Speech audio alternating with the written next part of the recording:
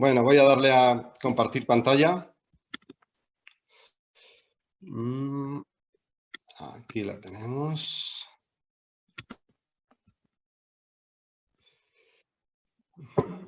Vale.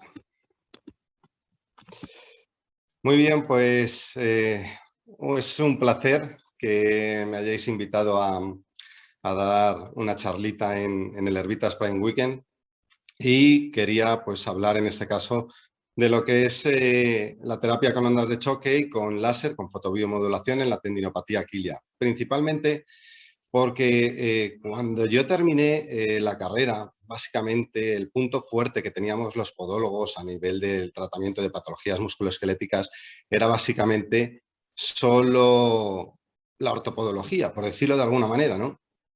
Y cualquier otro tipo de tratamiento, de terapéutica, pues bueno, había pinceladas al respecto y que realmente pues tampoco dábamos mucho más, ¿no?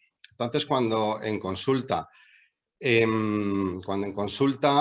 yo veo que a través de un tratamiento ortopodológico no termino de resolver un problema, una patología a un paciente, ¿no? Y cuando veo que a lo mejor en otras profesiones de la salud que no tratan la ortopodología, tratan con otro tipo de terapéuticas y que en muchas ocasiones tienen buenos resultados y en otras ocasiones no tienen buenos resultados, pues es cuando yo me planteo el integrar otro tipo de tratamientos de manera aislada o de manera sinérgica en mi práctica clínica habitual para poder resolver cualquier tipo de patología al paciente. Y precisamente entre ellos está la terapia láser y la terapia con ondas de choque, que son terapias en las que llevo trabajando bastantes años y que la verdad, gracias a los conocimientos científicos que he adquirido leyendo mucho y haciendo determinados cursos y gracias a mi práctica clínica he podido pues obtener muy buenos resultados. Muy bien. Lo que voy a hablar es de la tendinopatía aquilia y su tratamiento con las ondas de choque y con el láser, con la fotobiomodulación. Sabemos que una tendinopatía es una lesión que tiene un tendón en la que pierde su función y cursa con dolor. Y en el caso del tendón de Aquiles tenemos dos tipos de tendinopatías. La tendinopatía insercional, que es justo en la inserción del tendón de Aquiles con el calcáneo, y la tendinopatía no insercional, que es justo alrededor de 2 a 6 centímetros proximal a la inserción del calcáneo.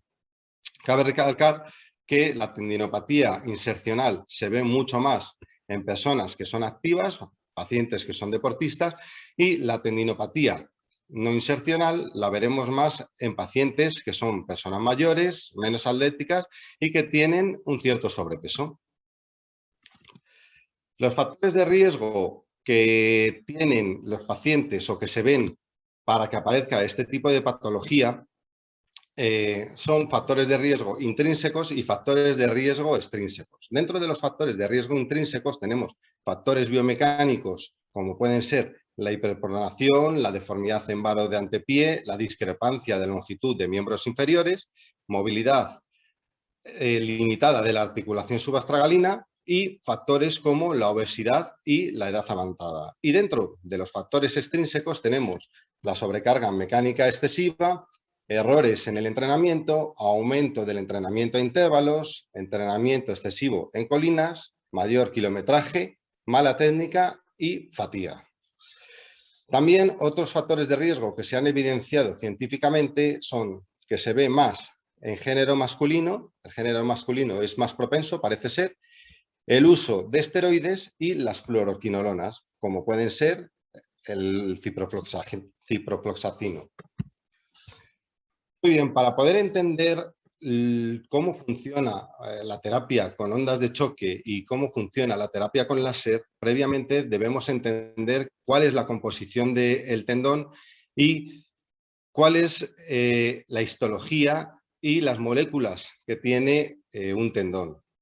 El tendón normalmente se compone principalmente de agua y de colágeno, ¿no? Y sabemos que el colágeno es una proteína que le aporta resistencia a la tracción al tendón. También existen otro tipo de proteínas, como pueden ser los proteoglicanos, que son proteínas que contienen también un compuesto de glucosa, un compuesto glucídico, que lo que hace es captar agua y le aporta resistencia a la compresión. Con lo cual, el colágeno aporta resistencia a la tracción y los proteoglicanos resistencia a la compresión. Y luego, por otro lado, tenemos también las elastinas, que es lo que le permite tener un cierto grado de elasticidad a ese tendón. A nivel molecular e histológico, sabemos que un tendón normal tiene unas fibras de colágeno que están organizadas de una manera paralela, de una manera entrecruzada y con un diámetro y con un cuerpo adecuado.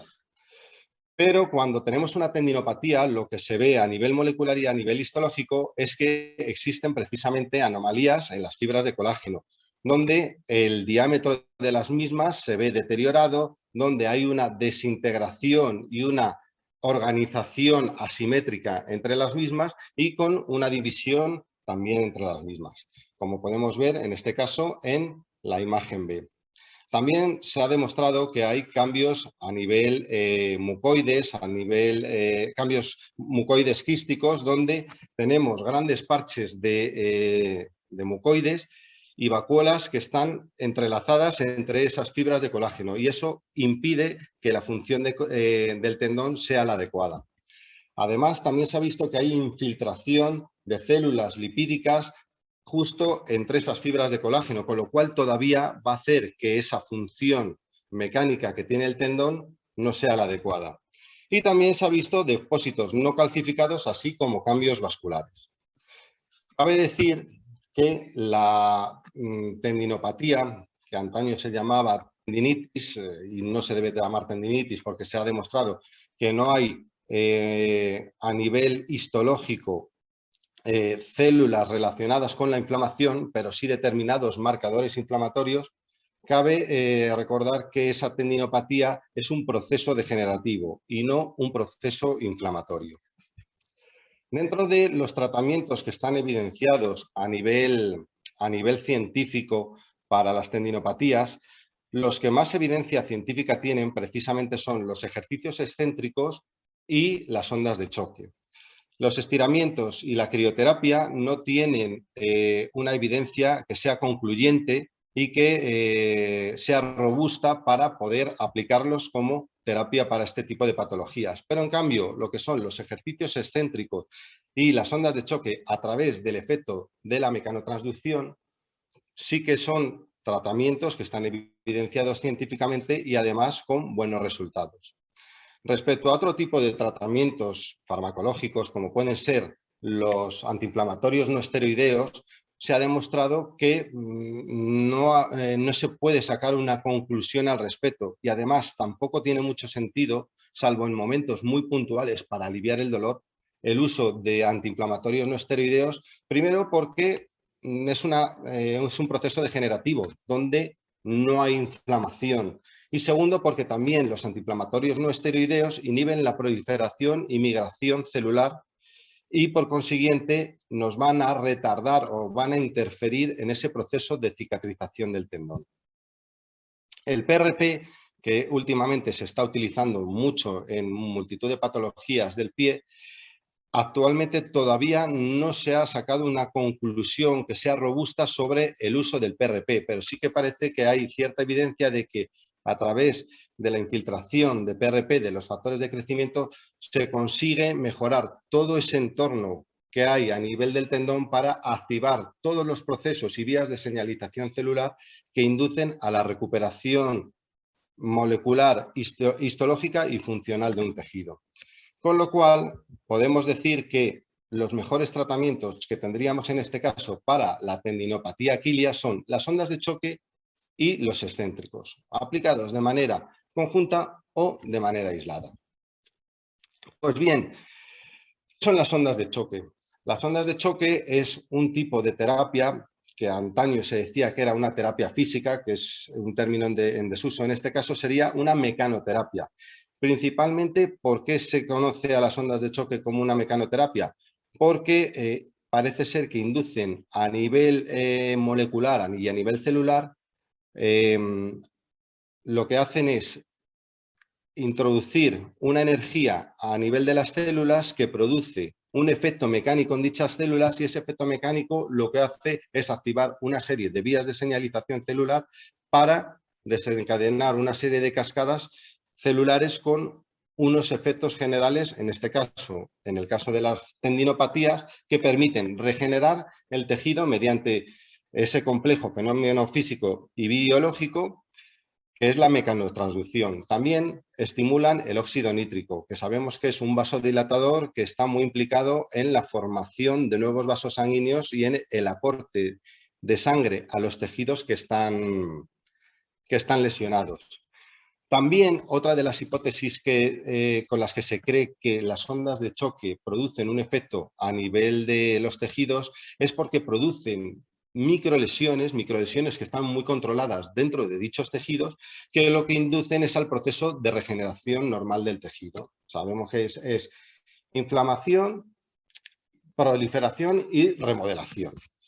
Y claro, pues este mecanismo también lo que ayuda es a reducir el dolor, a reducir la inflamación, que como hemos dicho, no hay células inflamatorias, pero sí que tenemos determinados mediadores inflamatorios, como pueden ser la sustancia P y el péptido relacionado con el gen de la calcitonina, que son neuromoduladores que están implicados en la percepción del dolor y que encima también en las tendinopatías parece ser que producen una ligera inflamación y un aumento del dolor de las mismas. Y ese desequilibrio de la sustancia P y del péptido regulador del gen de la calcitonina, cuando tenemos ese desequilibrio y no están en una homeostasis, pues inducen a un aumento del dolor. Y por consiguiente, las ondas de choque lo que ha visto es que reducen precisamente esas dos moléculas. También induce a la proliferación y migración de tenocitos, que sabemos que son las células que componen el tendón y que son las células que tenemos deterioradas, con lo cual también esa proliferación y esa migración de tenocitos hace que el tendón recupere su capacidad funcional. También favorecen la síntesis de colágeno. Sabemos que el colágeno es la principal proteína componente de los tendones, y cuando tenemos un colágeno desorganizado y un colágeno desestructurado en una tendinopatía, si ese colágeno no se renueva por un colágeno nuevo, ese tendón va a seguir estando dañado y por consiguiente no va a tener las capacidades funcionales que debería tener. Con lo cual, el aumento de la síntesis de colágeno, que es un colágeno nuevo y un colágeno funcionalmente consistente, también se ha visto que las ondas de choque promueven esa síntesis de colágeno. Y también, pues, genes específicos críticos para esa diferenciación de las células que componen el tendón. Muy bien. A nivel científico, la evidencia científica con respecto a los tratamientos hay estudios científicos que han comparado las ondas de choque con otros tratamientos. Este me gusta mucho, que es un estudio de John Furia, en el que compararon una sola dosis de tratamiento con ondas de choque frente a otros tratamientos, llámese antiinflamatorios, estiramientos, etcétera. Pues bueno, lo que midieron fue el dolor y vieron que las ondas de choque reducían el dolor de una manera considerable y significativa con respecto a los otros tratamientos, al mes, a los 3 meses y a los 12 meses. También se ha comparado las ondas de choque con los tratamientos excéntricos. Como hemos visto anteriormente, sabemos que son los dos tratamientos que tienen una evidencia más sólida para las tendinopatías. Y entonces, pues, se ha intentado comparar, se ha intentado ver, pues, qué tratamiento de los dos es más efectivo, para que así nosotros, a nivel terapéutico, dentro de nuestra práctica clínica, podamos aplicarlos. Pues bueno, este autor, Jan Rompe, que ha hecho varias investigaciones con ondas de choque, y su equipo compararon los ejercicios excéntricos, las ondas de choque radiales y esperar sin hacer nada en pacientes que tenían tendinopatía quilla.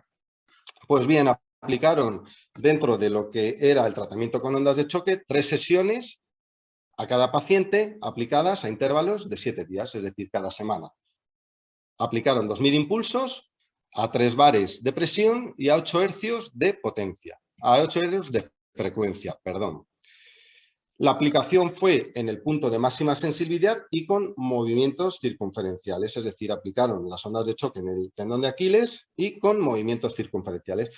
Y lo que vieron los autores es que tanto los ejercicios excéntricos como las ondas de choque en este estudio tuvieron efectos positivos en la recuperación de la tendinopatía aquilia y que no existían diferencias significativas entre ambas terapias.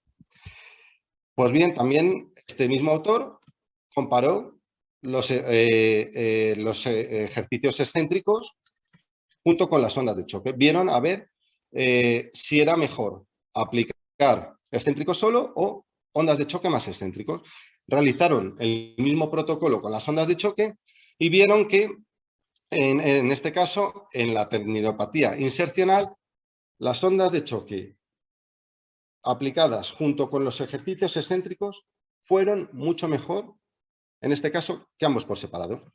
Con lo cual, podemos decir o podemos extrapolarlo al contexto clínico de nuestra práctica diaria que si queremos tratar una tendinopatía aquilia, nos va a ir bien con excéntricos, pero es que si encima le metemos el tratamiento con ondas de choque va a ser muchísimo mejor. También lo vieron en la tendinopatía aquilia no insercional.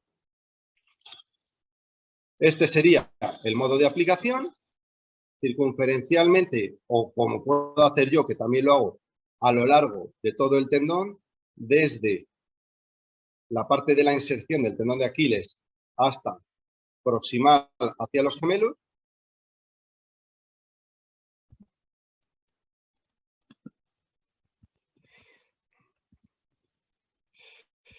Y vamos a pasar en este caso a la fotomiomodulación. Hemos visto que las terapias con ondas de choque, la terapia con ondas de choque y la terapia con excéntricos son los tratamientos que funcionan en la tendinopatía aquilia, pero también actualmente se está imponiendo bastante los tratamientos con láser en patología musculoesquelética. Sabemos que el tratamiento con láser en patología musculoesquelética se le llama fotobiomodulación, es decir, aplicamos láser, que es luz y es una energía, a un tejido y dicha energía el tejido la absorbe para iniciar, pues como sucede con las ondas de choque, una serie de eventos a nivel molecular que desencadenan una serie de reacciones a nivel tisular y general.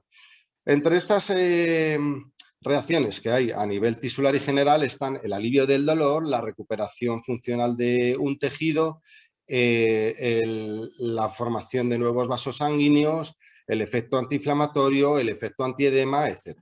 ¿Y qué es lo que se ha visto cuando se aplica láser a unos tendones? Pues bueno, precisamente que mejora la distribución de las fibras, que precisamente también hemos visto que las ondas de choque hacen lo mismo. Inducen a la neovascularización del mismo modo que con las ondas de choque lo hacen a través del óxido nítrico y su vasodilatación, en este caso lo mismo. Hay un aumento del óxido nítrico que induce una vasodilatación y conlleva también a una formación de nuevos vasos sanguíneos. Incrementa también las fibras de colágeno, qué casualidad, como las ondas de choque también. Y mejora también la fuerza tensil de los tendones. Y esa mejora de la fuerza tensil está relacionada precisamente con la distribución homogénea y la distribución adecuada de esas fibras de colágeno dentro de los tendones. Sabemos que si esas fibras de colágeno se encuentran de una manera adecuada y bien distribuida, el tendón va a cumplir con su función. Pues bien, hemos visto que la fotobiomodulación en los tendones produce una serie de efectos positivos, ¿no? Y también la fotobiomodulación en los tendones se ha comparado con los excéntricos. Personalmente, este es el protocolo que aplico yo en mi consulta cuando doy láser a un paciente que tiene tendinopatía aquilia. Le mando excéntricos y también le aplico el láser. ¿Por qué? Porque estos autores, precisamente que lo publicaron en esta revista científica, que es una revista muy importante a nivel de publicaciones sobre láser, vieron que la fotobiomodulación añadió beneficios a los ejercicios excéntricos. Es decir, que sabemos que los ejercicios excéntricos fueron positivos, y en este caso fueron positivos en dicho estudio, pero si le añadimos el láser, la terapia con láser, todavía mejoramos esos beneficios que están producidos por los ejercicios excéntricos. Bien, pues ¿cómo aplicaron en este caso los autores? ¿Cuál fue el protocolo que desarrollaron? Hicieron 2 sesiones semanales con 48 horas de diferencia entre ambas. Por ejemplo, un martes y jueves. Hicieron un barrido desde el calcáneo, como podemos ver aquí en la imagen en el vídeo, hasta 10 centímetros aproximadamente proximal. Lo hicieron en la cara frontal, en la cara lateral y en la cara medial, o como ellos dicen, en esta cara posterior. Utilizaron 10 vatios de potencia a 100 hercios de frecuencia, lo que daba una potencia media de 5 vatios.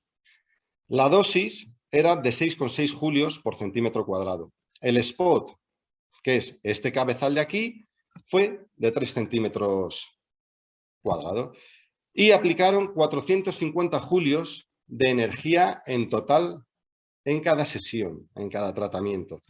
Distribuida de esta manera: 150 en la cara posterior, 150 en la cara lateral y 150 en la cara medial. Y el protocolo de excéntricos, de ejercicios excéntricos, fueron realizarlo 2 veces al día durante 12 semanas. Cuando hacían los ejercicios excéntricos, si existía mucho dolor, el paciente debía parar para no sufrir tanto daño. Bien, los autores vieron que los ejercicios excéntricos funcionaban, pero si encima le añadíamos láser, pues había todavía mayores beneficios. ¿Y qué hay de las ondas de choque unidas a la fotobiomodulación? Pues realmente no he encontrado nada a nivel de tendinopatía aquilia, pero sí, en cambio, lo he encontrado en un estudio en la fascitis plantar. Y sabemos que actualmente esa fascitis plantar, esa fasciopatía plantar, sabemos que se comporta de una manera similar a una tendinopatía. Con lo cual, en mi caso, en la práctica clínica, yo lo extrapolo este estudio a la tendinopatía aquilia. Y lo que vieron, pues que en fascitis crónicas, fasciopatías crónicas de más de 6 meses, ambas modalidades por separado reducieron el dolor, tanto las ondas de choque por un lado como el tratamiento con láser por otro. Pero en este caso vieron que el efecto de combinar ambas terapias fue sinérgico y justo si se aplicaba el láser después de la tendinopatía, o sea, después de las ondas de choque en la fascitis plantar, mejoraba todavía los resultados de esas ondas de choque, con lo cual parece ser que es algo interesante a la hora de realizar un protocolo terapéutico tanto en fasciopatía plantar como en este caso, como lo estoy haciendo yo, en tendinopatías aquilias y tendinopatías del tibial posterior principalmente. Cabe recalcar que este estudio aplicó 3 longitudes de onda a la vez. Sabemos que podemos aplicar tanto una longitud de onda en una patología como diferentes longitudes de onda. Para el que no sepa lo que es la longitud de onda es el tipo de luz que emite ese láser y sabemos que esas longitudes de onda están dentro de una ventana terapéutica, que es como se conoce, de los tejidos. Sabemos que van desde los 600 aproximadamente a los 1064 nanómetros de longitud de onda. Bien, las conclusiones que quería transmitiros respecto a este tipo de terapias, de este tipo de tratamientos, es que son tratamientos que tienen una evidencia científica elevada. Para mí eso es importante porque soy una persona, soy un profesional sanitario que utilizo mucho la evidencia científica a la hora de tratar a un paciente. Puedo tener mis creencias a nivel personal y yo creo que va esto bien. No, es que yo no creo esto si va bien o no va bien. Simplemente lo que hago es basarme en la evidencia científica. Y lo que dice la evidencia científica, yo lo extrapolo a mi práctica clínica. Sabemos además que son tratamientos seguros y con escasos efectos secundarios, tanto las ondas de choque como el láser. Sabemos que son tratamientos que estimulan los procesos de regeneración tisular y que también, a su vez, reducen el dolor, o bien porque el propio tejido se va recuperando y por consiguiente un tejido funcional no debe doler, o porque encima tenemos una regulación a la baja de esos mediadores neurológicos como son la sustancia P o el péptido relacionado con el gen de la calcitonina.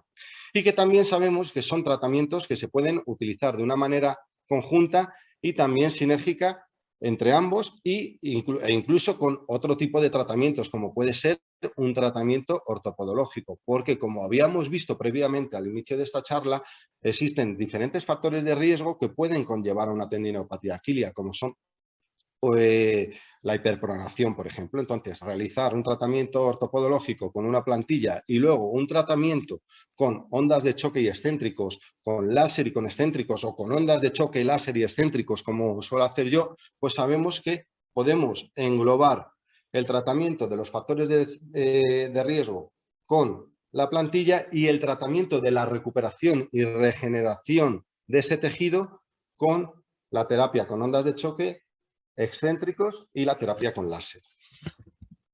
Me gustaría daros también a todos los que estáis aquí presentes las gracias por haber presenciado esta charla. También las gracias a Herbitas y a Play Podiatry por haber contado conmigo para poder impartirla y muchísimas gracias a todos. Quería recordaros también que si queréis saber mucho más sobre lo que dice la evidencia científica respecto a un montón de tratamientos en podología y a un montón de diagnósticos y a todo lo relacionado con nuestra profesión, me podéis seguir también en mi Instagram, precisamente es este, @FelipeBasas, donde yo cuelgo en mis historias cada día pues 1, 2, 3 artículos científicos que me suelo ir leyendo y que me gusta compartir con todos vosotros y vosotras. Un placer, muchas gracias. Bien, Felipe, muchas gracias por tu aportación. La verdad es que hay gente que nos ha estado diciendo que les has abierto una nueva vía, porque yo tenía ganas de ver también un poco pues, todo lo que has estudiado acerca de la combinación de estos dos tratamientos. Y bueno, nos preguntaban al principio algo que has resuelto a última hora, al final, que había un poco de confusión en qué se aplicaba primero, si no el láser y ondas de choque. Creo que has comentado que mejor ondas de choque para preparar y eso incrementa la potencia del láser. Pues vamos a ver, en este caso, principalmente porque existen varias hipótesis sobre lo que hace a nivel molecular y a nivel histológico las ondas de choque. En primer lugar, existe la hipótesis de que produce pequeñas microdisrupciones en el tejido, es decir, pequeñas microlesiones que inducen al proceso de regeneración habitual de un tejido a través del proceso inflamatorio y luego el proceso de proliferación y remodelación celular, y que sabemos que si aplicamos primero eso y luego aplicamos el láser, que sabemos que induce a la regeneración de dicho tejido, aceleramos ese proceso, ¿no? Y luego también sabemos que si las ondas de choque lo que producen a través de la mecanobiología se conoce como una mecanoterapia, que lo que hace es generar impulsos en los que la célula, dicho impulso, lo interpreta como un estímulo para activar diferentes vías de señalización celular, y esas vías de señalización celular conllevan a una serie de efectos generales cuando tenemos un tejido lesionado. El hecho de aplicar primero las ondas y luego del láser tiene todo el sentido del mundo. Y personalmente yo lo hago así también, porque es lo que he visto según la evidencia científica. Muy bien. También nos preguntaba otro compañero si aparte de la tendinopatía que has comentado, aquilia o la fascitis plantar, si para un tratamiento antiálgico más puntual también has experimentado en combinar ambos tratamientos o solo con el láser o solo con el láser. Realmente las ondas de choque y las ondas de choque en este caso, donde más evidencia científica tienen es en tendinopatías sin fascitis plantar. Se está investigando también en úlceras porque parece ser que los fibroblastos también son sensibles a la mecanotransducción por estiramiento y activan pues, lo que es la síntesis de colágeno en la matriz extracelular, pero yo las ondas de choque en úlceras no las he utilizado. Sí he utilizado el láser y con un éxito rotundo, personalmente. Y en esto que has Las comentado...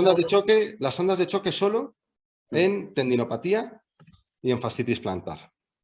En eso que has comentado, por curiosidad, de las úlceras que se está estudiando, quiero suponer, pregunto, tú que has estudiado sobre el tema, ¿la aplicación también sería perimetral como cuando hacemos barrido con el láser? Claro, en úlceras, en úlceras dices con las ondas, me dices. Las ondas. Con las ondas de choque, pues tiene sentido lo que dices, ¿no? A nivel del perímetro, para estimular esos rebordes y que vaya habiendo contracción. Sabemos que cuando tenemos una herida, los fibroblastos producen miofibroblastos que tienen capacidad contráctil y eso permite que haya un cierre de la herida más temprano, un cierre adecuado, un cierre que permita que haya una contracción adecuada de dicha herida, y tiene todo el sentido del mundo. Si las ondas de choque son una mecanoterapia que produce mecanotransducción a nivel celular y los fibroblastos son mecanosensibles, pues tiene todo el sentido del mundo aplicarlo en el borde de la herida, principalmente para inducir esa contracción de la misma y por consiguiente el cierre.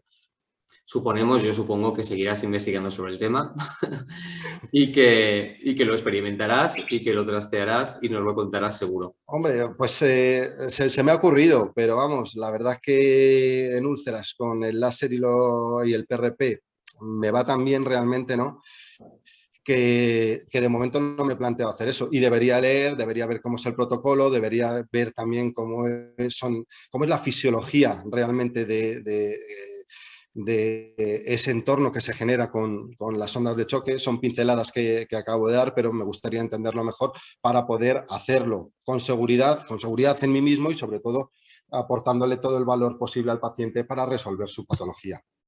Muy bien. Y luego ya por último, bueno, por último no, porque como a casi todos los ponentes, bueno, a todos los ponentes os iré mandando consultas un poco más específicas a cada uno. Pero bueno, una pregunta que es un poco en general, que es la combinación de ambos tratamientos, pues suponemos que los efectos secundarios que puede haber son los poquitos, efectos secundarios contraindicaciones, las poquitas contraindicaciones que tenga el láser en caso de sospecha oncológica o...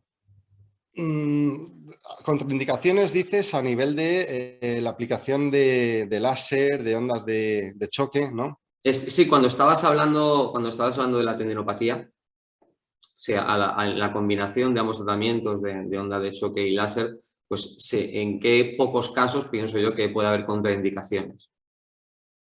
¿En qué pocos casos podría haber contraindicaciones con respecto, pues vamos a ver, Ondas de choque, con respecto a las ondas de choque?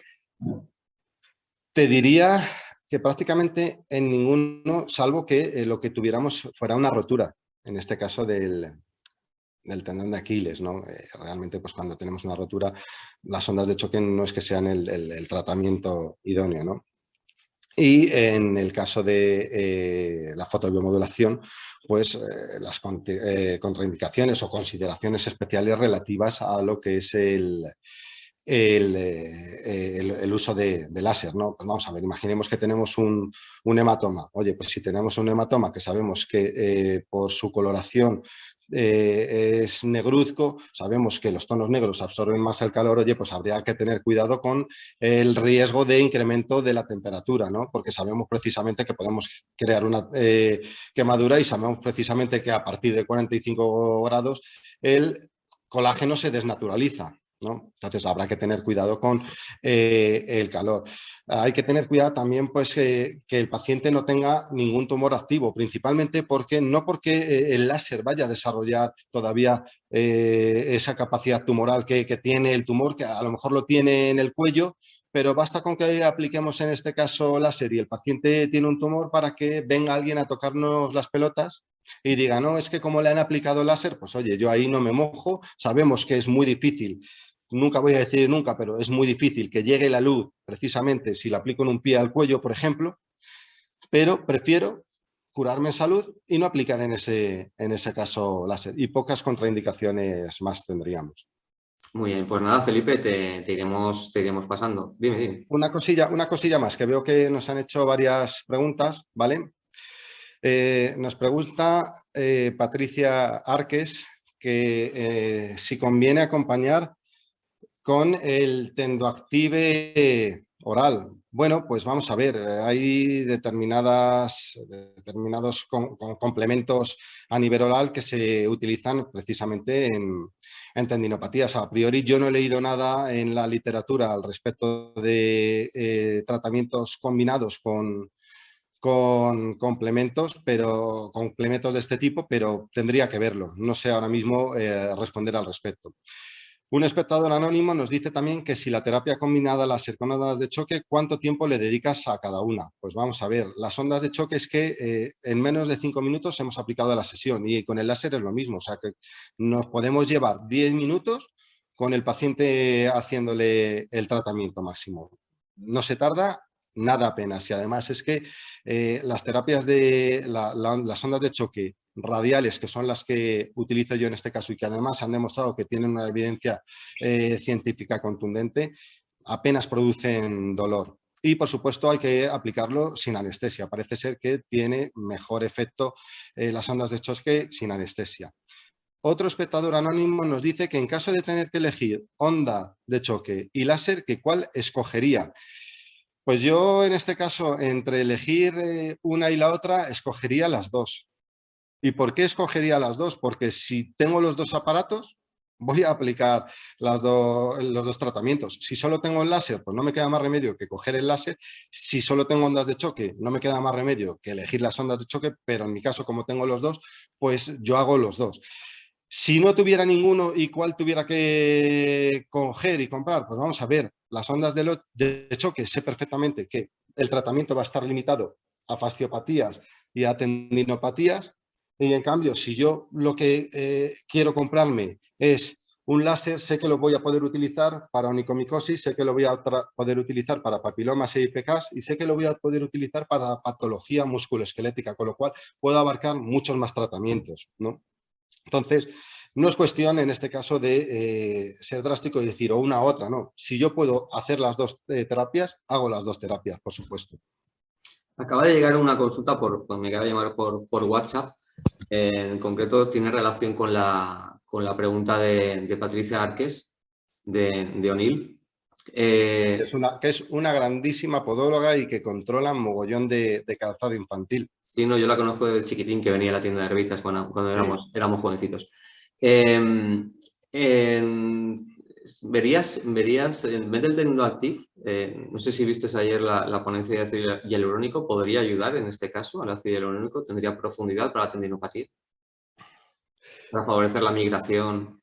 Nos lo pregunta La verdad, una persona que conoce a Patricia. Sinceramente, la verdad, desconozco cuál sería en este caso el efecto del ácido hialurónico en un tendón, principalmente porque no me he puesto a investigar ni he leído nada al respecto.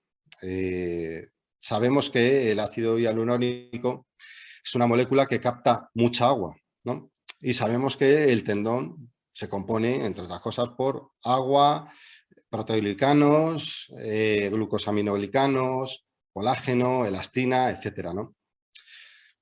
A nivel de tendones no tengo ni idea, pues, si se podría o no se podría, ni si hay sinergia o no hay sinergia. Sé que en piel el ácido hialurónico es importantísimo porque lo que hace es captar agua y retiene el agua, con lo cual evita el envejecimiento cutáneo porque retiene agua en la piel y le da un color y una textura mucho más vital, ¿no? Pero a nivel de tendones, pues no sabría decirte en este caso. Pues nada, a investigar. Yo creo que más o menos lo tenemos todo, Felipe. Vale, Entonces, perfecto. nada. He intentado resumirlo de la manera más rápida posible y entendible, porque Se ha entendido muy esto da bien. para horas, pero bueno. Se ha entendido muy bien cuando has hecho todos los pasos de los diferentes tratamientos, la suma de los dos. La verdad es que yo creo que ha sido todo muy ameno, muy claro. Nada, solo me queda agradecerte y decirte que nos iremos viendo, iremos hablando, que tenemos bastante faena que hacer. Desde luego Agradecerte que tu sí. presencia. Pues muchísimas gracias, Juanjo. Muchísimas gracias a vosotros por haber contado conmigo para este tipo de evento y que estoy a vuestra disposición siempre, ya lo sabéis. Muy bien. Un saludo, que vaya bien, Felipe. Gracias. Muy bien.